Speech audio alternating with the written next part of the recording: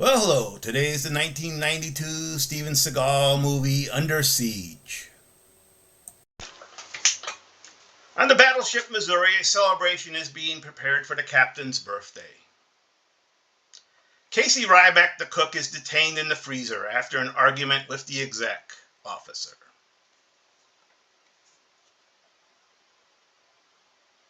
The entertainers turn out to be mercenaries to hijack the ship and steal the nuclear tomahawks.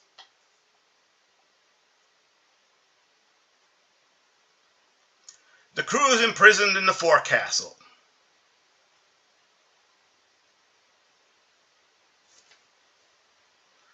Ryback, though, is a former SEAL and starts a one-man attempt to stop the terrorists.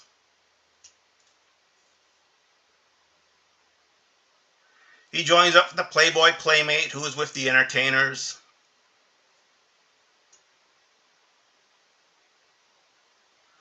The terrorists attempt to drown the crew to distract Ryback.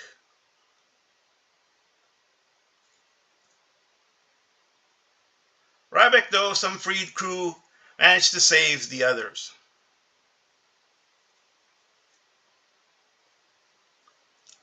He also uses the Missouri's guns to sink the North Korean sub that is being loaded with the stolen tomahawks.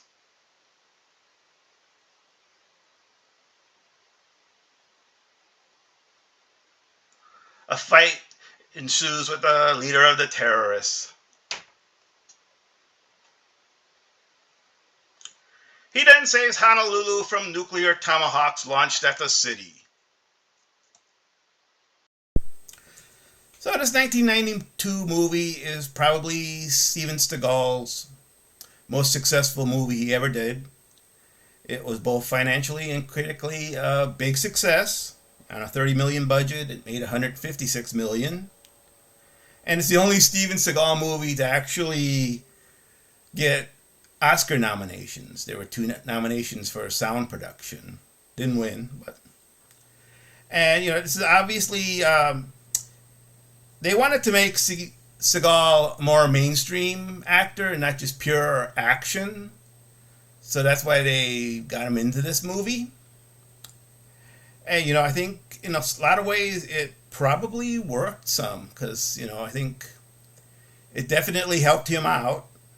The movie itself, was, like I say, a very big success. The Harrison Ford, when he saw a rough cut of it, he agreed to have the director do The Fugitive. And, of course, The Fugitive went on to a big commercial and financial success, and even brought along Tommy Lee Jones, who won an Oscar for his role in The Fugitive.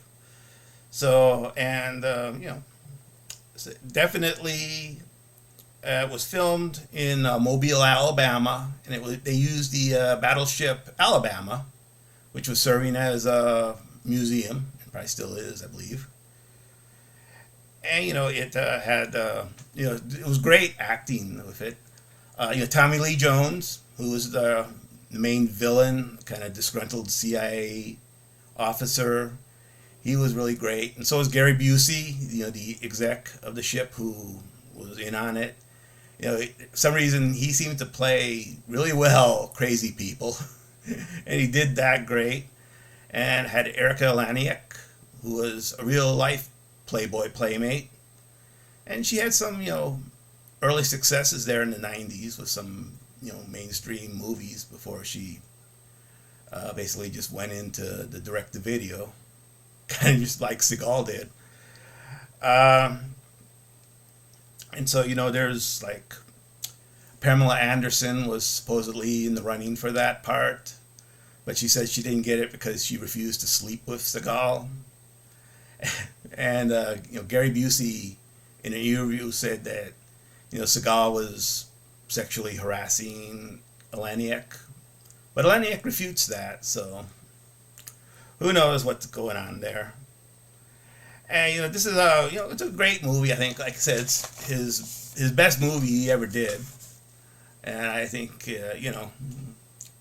sadly, if he could have kept making movies like this, he might have had a much more successful career, but, he got an ego where he thought he could write and direct and stuff, and it didn't go there like he wanted. And he became pretty much a direct-to-video star. So, I liked it. This movie also did have a sequel. So, if you stuck with me this long, I thank you. You're a unique individual.